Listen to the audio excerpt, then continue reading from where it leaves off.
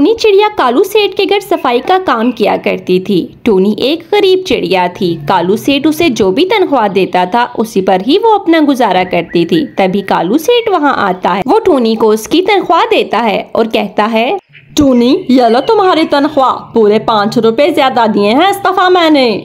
क्या सेठ जी, सिर्फ 5 रुपए? लेकिन सेठ जी, मैंने आपको कहा था कि इतनी तनख्वाह में मेरा गुजारा नहीं होता। मैंने अपने बेटे मुन्ने की फीस भी जमा करवानी होती है और इन पैसों में मैं फीस जमा नहीं करवा पा रही। कालू सेठ कहता है, तूने मुफ्त में ही अपने ऊपर बोझ डाल रखा है। कितनी बार कहा है कि इस पढ़ाई वढ़ाई से कुछ नहीं होता। अपने बेटे को स्कूल से उठा दे और यहाँ मेरे पास ले आ। यहाँ पर घर का काम करेगा तो कुछ पैसे तो मिलेंगे ना उसे। टूनी चिड़िया कहती है, नहीं सेठ, मेरे बेटे मुन्ने को पढ़ने का बहुत शौक है। वो पढ़ लिख कर कुछ बनना चाहता है। आप प्लीज मेरी तनख्वाह थोड़ी सी बढ़ा दें ताकि मैं उसकी फीस दे सकूं। देख टूनी, मैं तुझे पहले भी कह चुका हूँ, पैसे वैसे मैं तुझे ज्यादा नहीं दूंगा। मैं तुझे इतने ही पैसे दूंगा। इसमें तूने काम करना है तो कर, नहीं गुजारा होता तो अपने बेटे को भी ले आ ताकि वो भी यहाँ काम करे। ऐसा कहकर कालू सेठ वहाँ से चला जाता है।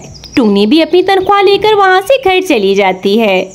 टूनी परेशानी में घर जा रही होती है कि उसे जमीन पर एक आलू पड़ा हुआ नजर आता है। वो उस आलू के पास आती है और कहती है, ये आलू यहाँ कैसे आया? शायद किसी का गिर गया हो। चलो मैं इसे घर ले जाती हूँ, आज के दिन की हांडी तो बन जाएगी। तभी वो आलू को उठाकर घर चली जाती है।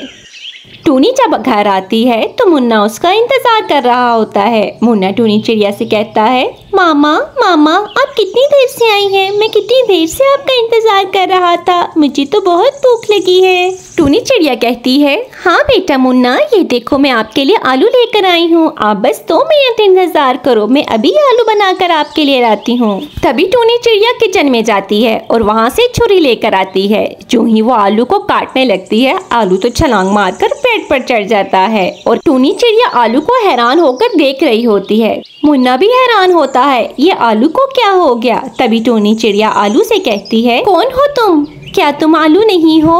तब आलू कहता है, मैं आलू ही हूँ, लेकिन तुम्हें क्या मिलेगा? मुझ मासूम और छोटे से आलू को काट कर मुझे मत काटो, मेरी जान बख्श दो। मुझे तो इस छुरी को देखकर ही डर लग रहा है, मुझे छोड़ दो। ठीक है, तुम परेशान मत हो, मैं तुम्हें नहीं काटूंगी, लेकिन तुम मुझे अपने बारे में बताओ, आखिर तुम कौन हो? मैं एक छोटा मुन्ना आलू हूँ, मेरा कोई ठिकाना नहीं है। मुझे तुम अपने पास अपने घर में रख लो, मैं तुम्हें तंग नहीं करूँगा, बस एक साइड पे पड़ा रहूँगा। मैं बहुत छोटा हूँ और तन्हा हूँ इस दुनिया में। ठीक है आलू भैया, तुम आज से यहीं रहो हमारे साथ, मुझे कोई एतराज नहीं है। फिर क्या था, आलू टूनी चिड़िया के घर ही रहने लगा। कुछ ही दिनों बाद मुन्ना स्कूल से जल्दी घर आ जाता है। टूनी चिड़िया मुन्ने को देखकर कहती है, मुन्ना आज आप जल्दी कैसे घर आ गए? आपकी छुट्टी में तो अभी बहुत टाइम बचा है, फिर आप घर कैसे आ गए? टूनी चिड़िया की बात सुनकर मुन्ना रोने लगता है और कहता है, मामा सर ने मुझे स्कूल से निकाल दिया है। सर ने सब बच्चों के सामने मेरी बेइज्जती की है। वो कहते हैं कि तुम फीस जमा नहीं करवा सकते तो स्कूल क्यों आते हो? अब जाओ यहाँ से, जब तक फीस जमा नहीं कराओगे स्कूल मत आना। मामा सर ने मुझे बहुत डांटा है। मामा क्या अब मैं कभी स्कूल नहीं जाऊंगा? मामा।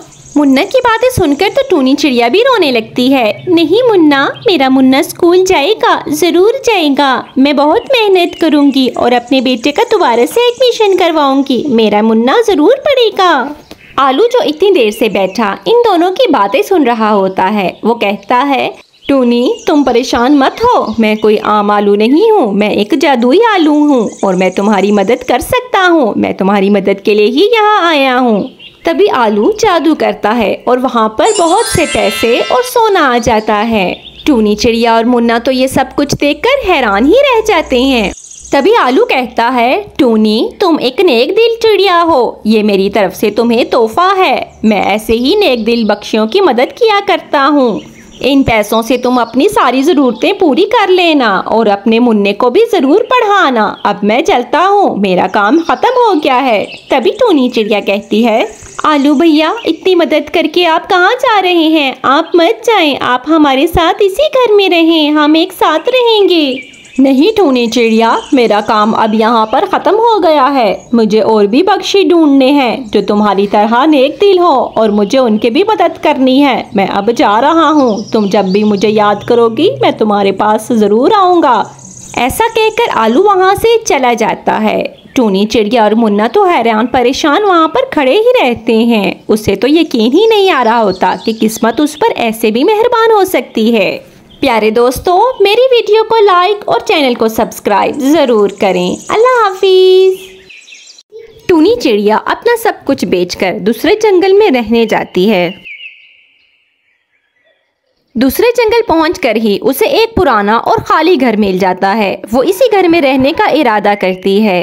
गोरी कवि टूनी चिड़िया को इस घर में आते हुए देख लेती है। वो सोचती है, हाय अल्लाह जी, ये चिड़िया तो मुझे कोई दौलतमंद चिड़िया लगती है। देखो तो सही, संदूक कितना बड़ा उठाया हुआ है। लगता है इसमें जरूर कोई ना कोई खजाना होगा। मुझे जाकर इस चिड़िया से बात करनी चाहिए। फिर गोरी कवि उस चिड़िया के पास जाती है और कहती है, कौन हो तुम चिड़िया? इस जंगल में नहीं लगती हो क्या? इस पुराने घर में रहने आई हो? हाय हाय, लेकिन ये घर तो बहुत पुराना है। तुम यहाँ पर कैसे रहोगी? मैं इस जंगल में नहीं आई हूँ। ये घर तो पुराना है लेकिन मुझे रहने के लिए ठिकाना मिल गया है। मेरे लिए यही बहुत है। हाँ, अगर कोई पंछी मिल जाता जो मेरे साथ इस घर की सफाई करवा देता तो बहुत अच्छा होता। पैसों की कोई बात नहीं है, जितनी मजदूरी होगी मैं उससे ज्यादा ही उसको दूंगी। बस मेरे साथ ये काम करवा दे कोई। अभी टूनी चिड़िया बोल ही रही होती है कि गोरी कवि की नजर उस संदूक पर पड़ती है जो टूनी चिड़िया के पास होता है। वो सोचती है, इस चिड़िया के पास तो लगता है बहुत माल है। मुझे किसी न किसी तरह से ये संदूक हासिल करना होगा इससे।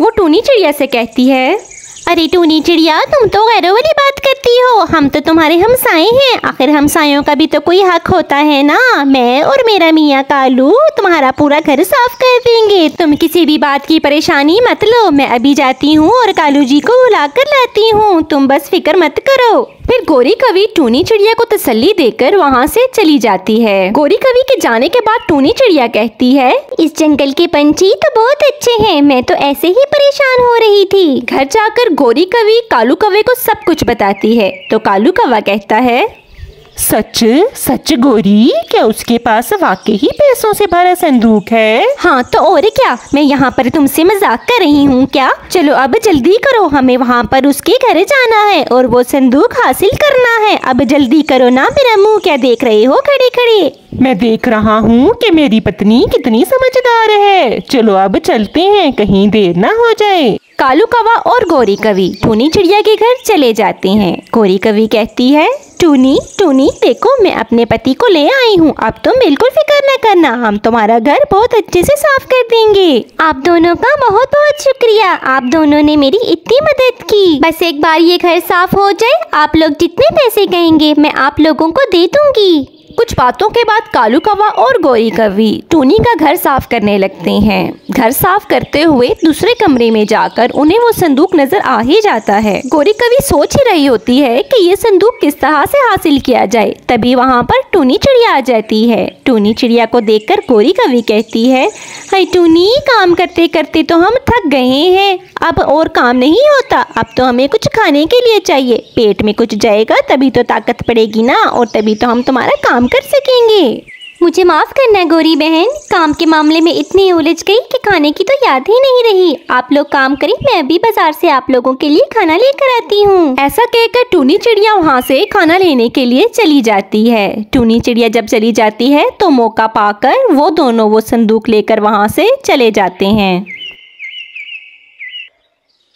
घर लाकर जब कालू कौवा और गोरी कवि वो संदूक खोलते हैं तो उनकी आंखें तो फटी की फटी ही रह जाती हैं। वो संदूक पैसों और सोने जवाहरात से भरा होता है। तो गोरी कवि कहती है, कालू कालू, देखा तुमने, हमारी तो किस्मत ही खुल गई। इतना सोना, इतना पैसा तो मैंने कभी अपने सपनों में भी नहीं देखा था। मैं कोई सपना तो नहीं देख रही, मुझे तो यकीन ही नहीं आ रहा। मुझे तो लगता है खुशी से तो मैं मर ही जाऊंगी।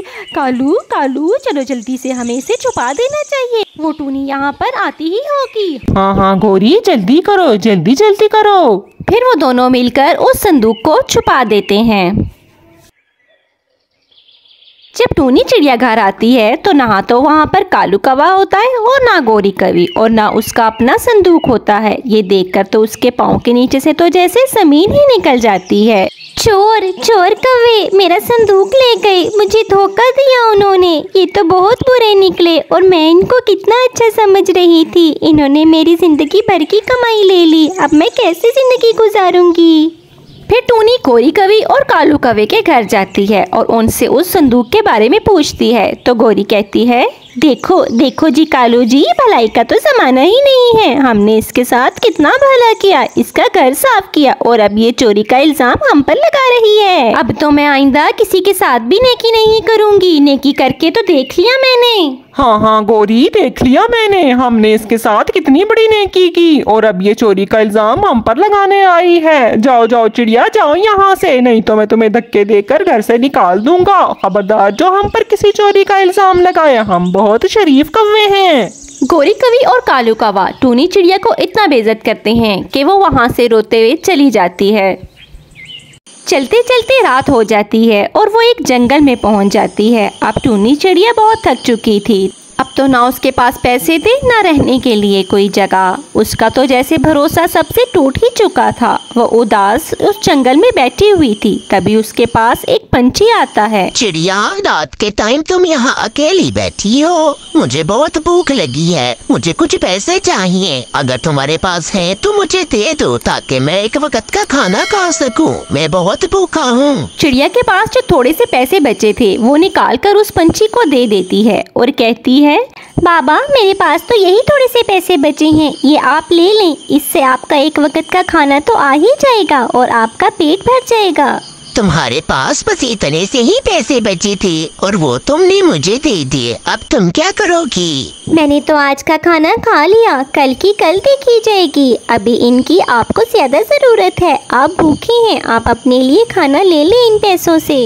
तुम एक नरम दिल चिड़िया हो। कितने साल हो गए मुझे तुम जैसे ही पंछी की तलाश थी, लेकिन मुझे मिल न सका कोई भी ऐसा पंछी। अब मेरी तलाश खत्म हो गई है। फिर फकीर बख्शी जादू करता है तो वहाँ पर एक जादुई संदूक आ जाता है। वो कहता है, ये एक जादुई संदूक है, ये मैं तुम्हें देता हूँ। ये तुम्हारी जिंदगी भर के लिए काफी होगा। इसमें इतना पैसा है कि तुम सारी जिंदगी सुकून से गुजार सकोगी। लेकिन हाँ चिड़िया, इसका इस्तेमाल गलत बिल्कुल भी मत करना और हमेशा दूसरों की मदद करना। ये सिर्फ तुम्हारे लिए है, इसे तुम ही खोल सकती हो। इतना कहकर वो बख्शी वहाँ से गायब हो जाता है।